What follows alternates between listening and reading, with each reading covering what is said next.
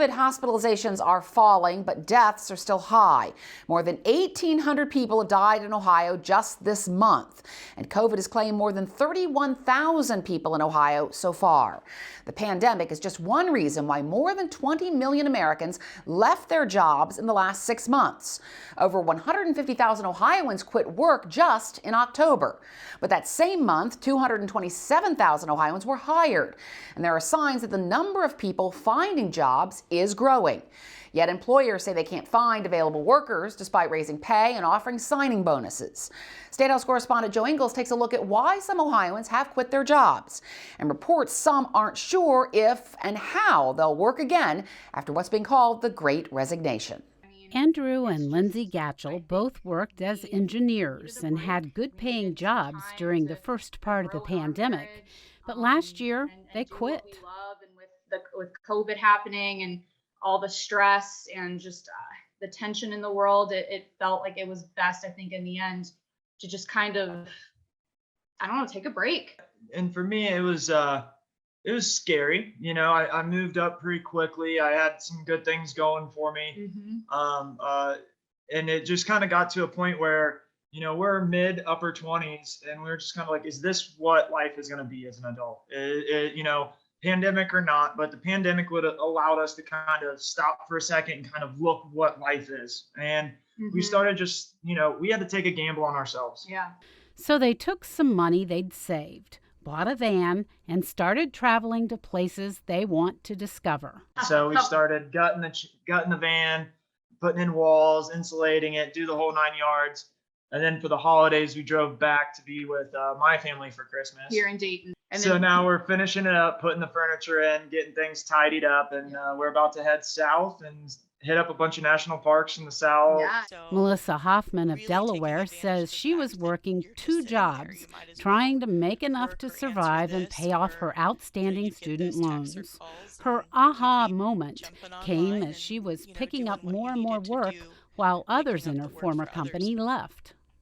And I think for me, the big shift happened, and there's been a big shift during the pandemic with a lot of people, you know, that were let go reassessing. But you see them reassessing and you're hearing this and you're going, same, but I'm still stuck in this. I'm still stuck in this hustle culture, this grind where it's almost a boast. It's a good thing to brag about how much stuff you can hold. Just exactly how much you're doing. You know, I worked 70 hours. I only got 4 hours of sleep last night. It's a boast. And something clicks in your head when you start to realize that you're not seeing people during the pandemic, but even beforehand, you weren't because you were working too much. But now it's just delaying the last time that you have spent with family and friends. And as people are dying, you start to evaluate the regret of that and assess, like, work can replace me.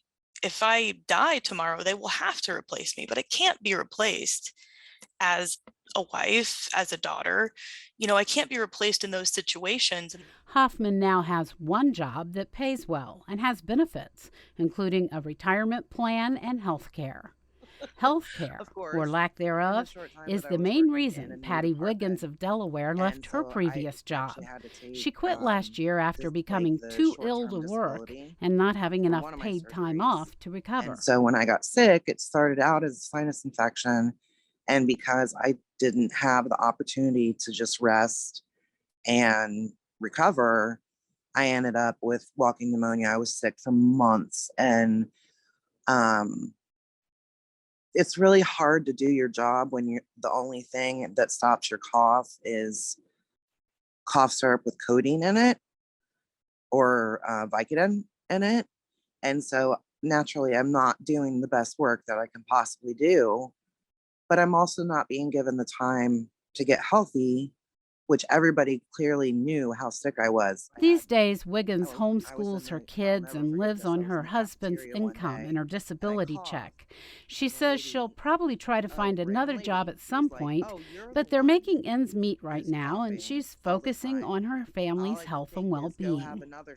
For Kayla Merchant of Columbus, the key issue for making a job change comes down to one thing: the need for a change at the top. People are looking for solid leadership, I think, especially because our political and national climate has been so tumultuous and pretty toxic for the last several years. And I think it's kind of that moment of everyone's looking for an adult in the room and kind of forgetting, right, we are the adults. We're the ones in charge here, the ballot box anyway. But leadership is huge, and making sure that leadership is developing a healthy, inclusive, positive, open door type culture, whether that be virtual or in person, making sure that that is priority is absolutely critical. People will no longer work for toxic leadership. It's just not going to happen. Merchant is now working in a public sector job where she feels valued and has benefits.